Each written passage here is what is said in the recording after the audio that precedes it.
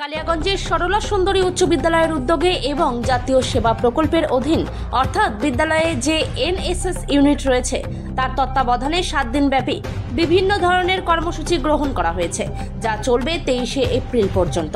বৃহস্পতিবার দুপুরে রক্তদান শিবিরের মধ্য দিয়ে সূচনা হলো প্রথম দিনের কর্মসূচি। এদিন বিদ্যালয়ের শিক্ষক শিক্ষিকা অভিভাবক প্রাক্তন ছাত্রছাত্রীরা রক্তদান করে। বিশ্ব উষ্ণায়নের জন্য এদিন রক্তদাতাদের একটি করে নিম গাছের চারা প্রদান করা হয়।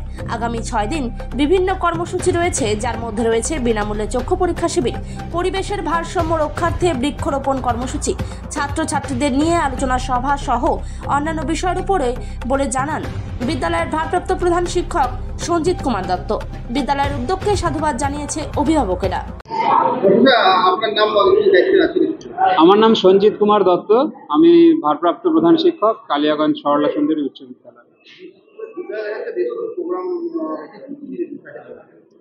আমাদের বিদ্যালয়ে আজ 17ই এপ্রিল 2025 একটি স্পেশাল ক্যাম্প শুরু হলো, যেটা 7 দিন ব্যাপী চলবে এবং 23শে এপ্রিল 2025 পর্যন্ত এটা চলবে।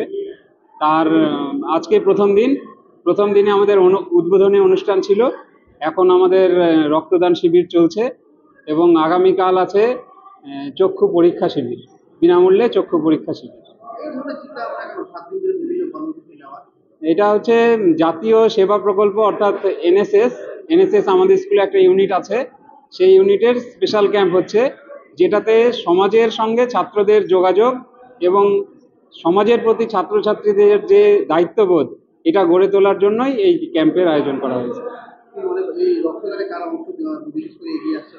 রক্তদানে আমাদের স্কুলের শিক্ষক শিক্ষিকা শিক্ষাকর্মী এবং আশেপাশের যে ক্লাবগুলো আছে সেই ক্লাবের সদস্য, আমাদের প্রাক্তন ছাত্র এবং অনেক অভিভাবকও এসেছে এবং আমাদের রক্তদান শিবির খুব ভালো চলছে।